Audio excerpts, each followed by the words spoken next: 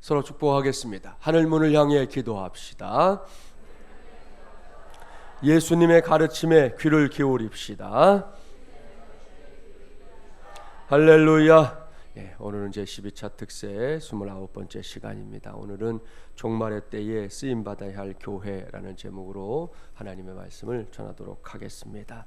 지난 시간에 이어 오늘도 본문이 기록될 당시에 데살로니가 교회가 겪고 있었던 내우와 관련된 말씀을 살펴봐야 합니다. 이제는 그 내우가 무엇인지 아시죠? 그것은 예수 그리스도의 재림과 관련된 이 거짓된 가르침들입니다. 그것이 너무나 잘못된 일이었기 때문에 사도 바울은 데살로니가 교회의 성도들이 올바르고 건강한 재림 신앙을 갖게 될 것을 간절히 바라는 심정으로 이 말씀을 이렇게 써내려가고 있는 중입니다. 특별히 오늘 주신 말씀은 이 영적인 세계에서 벌어지고 있는 일들에 대한 말씀으로 가득 차 있습니다. 이를 염두에 두고 먼저 본문 6절과 7절 말씀 함께 봉독해 볼까요? 너희는 지금 그로 하여금 그의 때에 나타나게 하려 하여 막는 것이 있는 것을 아나니 불법의 비밀이 이미 활동하였으나 지금은 그것을 막는 자가 있어 그 중에서 옮겨질 때까지 하리라. 아멘. 여기서 말씀하는 그가 누구입니까? 여기서 그는 예수 그리스도를 대적하는 적 그리스도를 가리킵니다.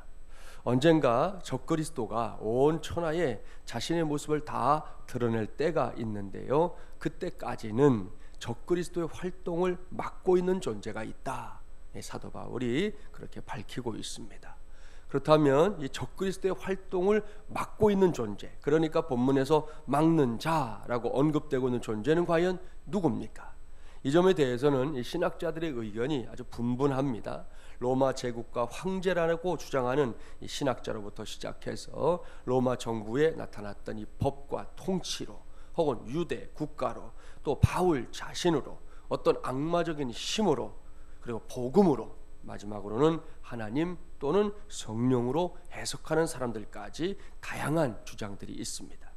이 중에서 저는 마지막 해석, 그러니까 하나님 또는 성령으로 해석하는 것이 이 전체 본문의 이 문맥으로 볼 때 가장 타당하다, 그렇게 생각합니다. 그렇습니다. 예로부터 지금까지 각 시대마다 예수 그리스도를 대적하는 많은 시도들이 있었습니다. 가장 대표적인 것이 로마 제국 시대에 일어났었던 이 10대 박해일 겁니다. 무려 250년 동안 계속되는 박해가 그리스도인들을 괴롭혔습니다. 이유는 딱 한 가지뿐이죠. 그들이 예수님을 구세주로 믿고 섬긴다는 그 이유 말입니다. 그 시대의 아픔과 역사를 단적으로 알 수 있는 것이 바로 이 카타콤이라고 하는 지하 무덤에서 생활하던 초대교회 성도들의 삶입니다. 아마도 이 카타콤이라는 말 많이 들어봤을 겁니다. 그림에 보여지지만 이것은 로마 시대 때에 엄청난 박해가 일어나자 당시 기독교인들이 이 피난처로 삼고자 종교의식을 갖기 위해 이용했던 지하 동굴 형식의 무덤을 가리킵니다. 이태리 로마 시대와 초기 기독교 시대의 박해를 피해 지하에 보시는 대로 저렇게 분명시로 만들었던 건데요, 그것을 교인들의 도피소로, 또 예배처소로, 나아가서는 회집 장소와 묘실, 심지어 장례장으로 사용했다는 거지요. 그러니까 거대한 지하 동굴이자 무덤에서 성도들이 이렇게 여러분과 같은 일상적인 생활을 했다는 겁니다. 그 모습들을 한번 상상해 보십시오. 지하에서, 동굴에서, 무덤에서 사람이 산다는 것이 상상이 가십니까? 우리나라가 한창 이 다세대 주택이라는 것을 짓는 붐이 일어날 때 이제 반지하라는 말이 이제 등장을 했어요. 나중에는 뭐 반지하, 요즘은 반지하로 이렇게 했다는 곳을 가보면 그래도 제법 말 그대로 반지하, 그래도 지상이 좀 이렇게 잘 보이게 이렇게 반지하로 만들게 됐지만, 제가 신혼 초에 살던 반지하는 말만 반지하지 사실은 지하실이에요. 지하실. 계단이 그냥 한참 내려가는 지하실이었어요. 이불 한 장 깔고 살던 곳에서 이제 뭐 아무래도 목회자고 하니까 책도 있고 하니까 방 2칸짜리가 있다. 그래서 조금 넓게 살아보겠다고 집을 얻어서 이제 신혼 2년 차를 살았는데요. 처음에 가서 진짜 지금도 기억나지만 첫날 밤에 잠을 못 잤어요. 그러면 이렇게 넓으니까. 그 전에는 이렇게 하면 벽이 잡혔는데 벽이 안 잡히더라고요. 한 2-3번 굴러가도. 그래서 야, 좋다 그랬는데 여름이 되자 큰 문제가 생겼어요. 비가 오니까 빗물이 역류하는 거예요. 하수구에서 역류하는 건 뭐 말할 것도 없고 화장실 변기에서 역류하는 거 보셨어요? 예? 이게 진짜요 죽게 있는 줄 알았습니다. 그것도 하필이면 또 주일 오후에 비가 많이 와가지고 교육자 회의까지 다 마치고 서둘러 집에 갔더니 저보다 집에 먼저 도착한 집사람이 구멍들을 이렇게 막고는 물을 퍼내면서 뭐 찔찔 짜고 있는 거지 뭐. 예? 엉엉 울고 장판은 둥둥 떠서 돌아다니죠. 네, 정말 기가 막혔습니다. 지금 생각해도 깝깝한 노릇이지만 그래도 이런 경우에는 뭐 전기라도 있으니까요. 뭐 밤이든 낮이든 환하게 살 수는 있잖아요. 그때만 그랬지 비 안 올 땐 괜찮았어요. 그래도 살만했어요.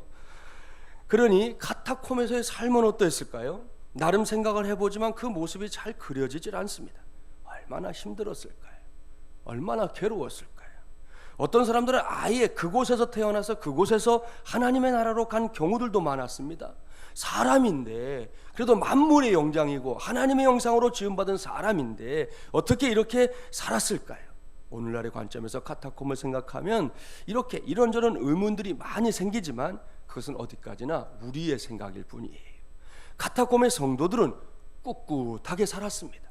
그들이 그곳에서 고백한 것은 그럼에도 불구하고 하나님의 은혜였습니다.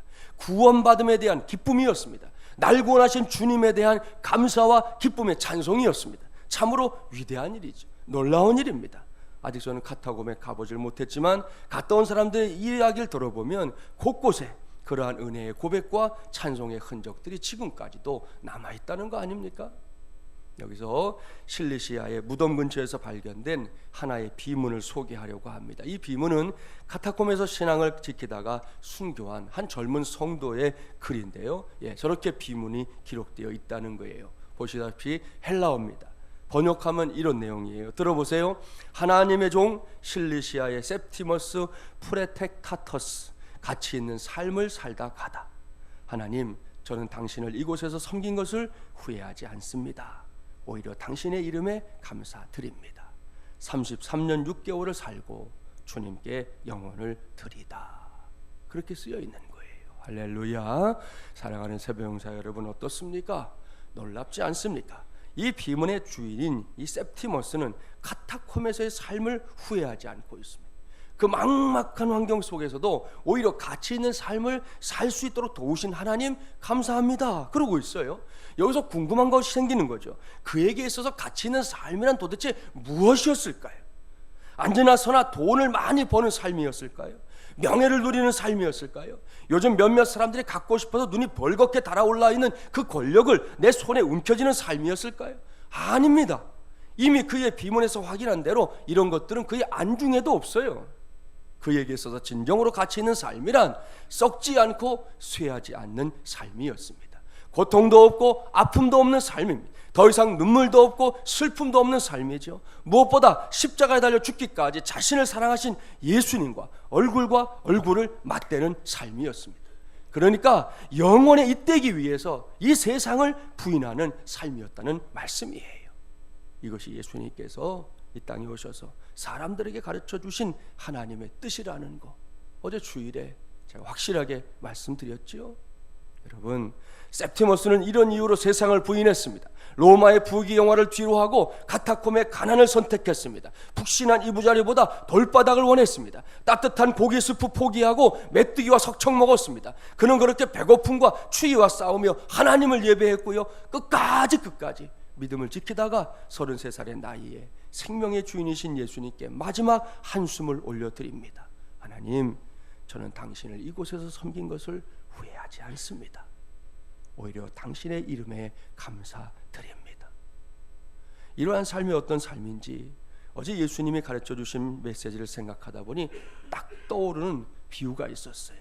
그것은 시각의 어느 밭인 거 어제 말씀드렸죠. 그 중에서 밭입니다. 7가지의 천국 비유 중에 하나인 밭에 감추인 보화의 비유 말입니다. 그렇습니다. septimus는 전 재산을 팔아 밭에 감추인 보화를 샀던 것이죠.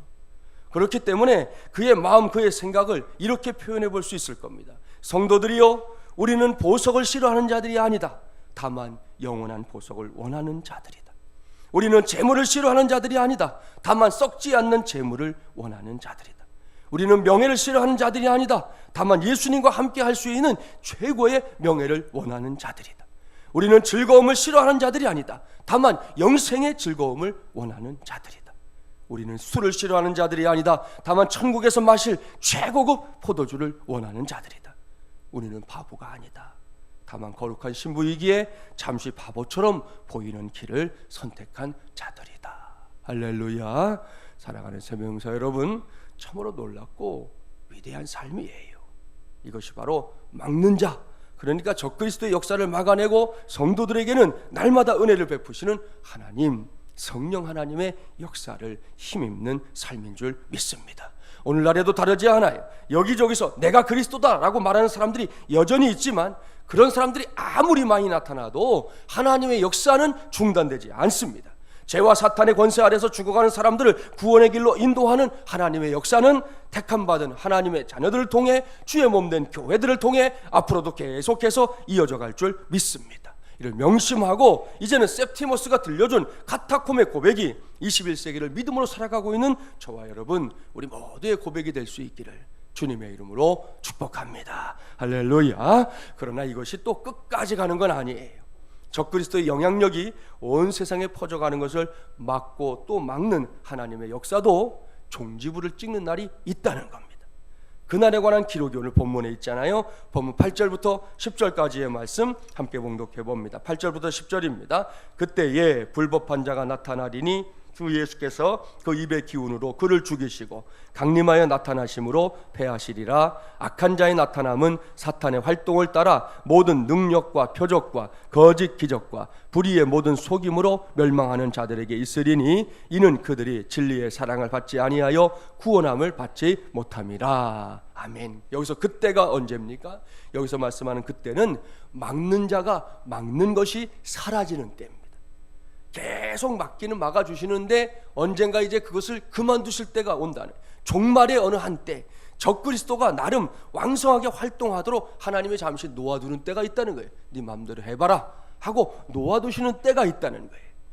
하나님께서 이렇게 하시는 이유가 있어요. 그것은 적그리스도를 완전하게 심판하기 위해서입니다.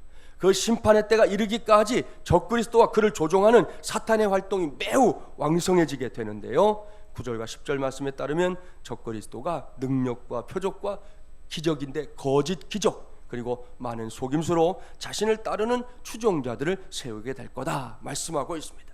여기서 중요한 사실이 있지요. 그것은 사탄도 적그리스도도 기적을 행할 수 있다는 사실이에요. 이걸 알아야 되는데 무슨 뭐 희한한 일만 나타나면 이게 다 하나님의 일이려니 착각하는 사람들 때문에 우리가 갖고 있는 이 소중한 신앙들이 잃어버리는 경우들이 있단 말이죠. 아주 확실한 예가 우리 한국교회 안에 많아요. 이제는 아주 오래된 전도관에 대해서 들어봤을 겁니다. 전도관의 교회인데요, 이 교회라고 말하기도 그래요. 전도관이 모이는 곳 이렇게 합시다. 지금은 천부교라고 아예 이름을 바꿨지요. 이 사람들이 믿는 존재가 누구냐? 이 박태선이라는 사람이에요. 여러분 요즘에 뭐 이만이나 혹은 안상홍 증인회에서 자꾸 자기들한테 갖다 붙이는 수식어들 있죠. 그런 수식어 붙이는 원조가 박태선이에요. 저렇게 많이 붙여놨잖아요. 보이시나? 동방의 의인, 감람나무, 불의 사자, 악모님, 이긴 자. 뭘 이겨 지가. 아무튼 뭐 갖다 막 붙였어요. 저렇게 붙여갖고 자기를 불렀다고요. 별명이 빵빵하잖아요. 박태선 씨가 살아있을 때까지 신도들의 광기는 아주 대단했습니다.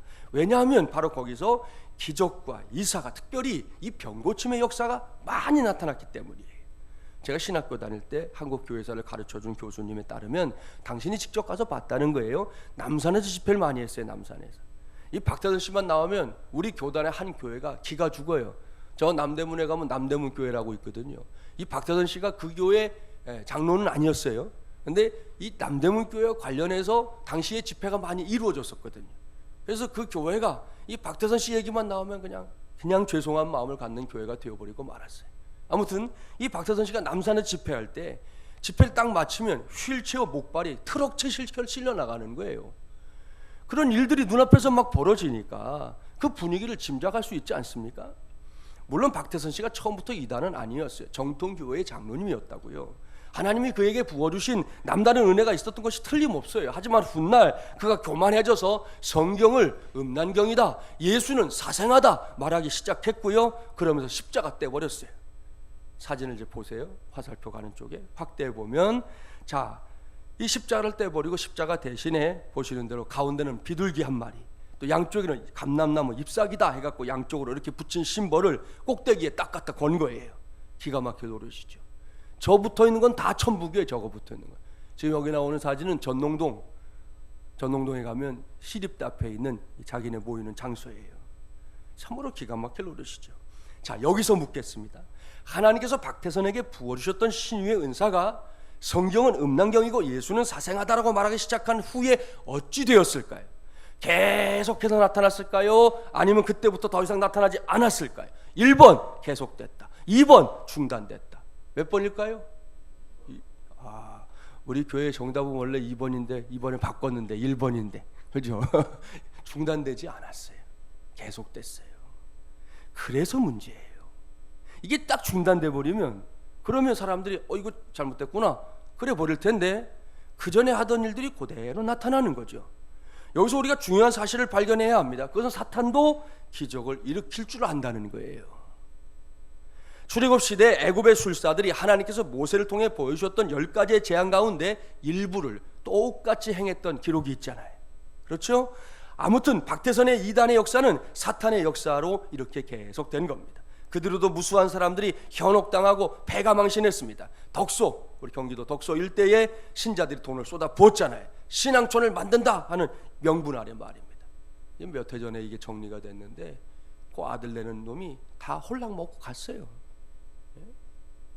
많은 사람들이 정말 피땀 흘려 번 돈을 신앙촌이라고 하는 걸 만들어 갖고 하겠다고, 여러분 상회 만들어, 신앙촌 상회 거기서 만들어 뭐 참기름 팔고 스타킹 팔고 맨 이런 거 팔아가지고 번 돈 거기다 다 갖다 집어넣어가지고 그 피땀 흘린 돈을 홀랑 그 집안이 먹어버렸다니까요. 참 답답한 노릇이죠.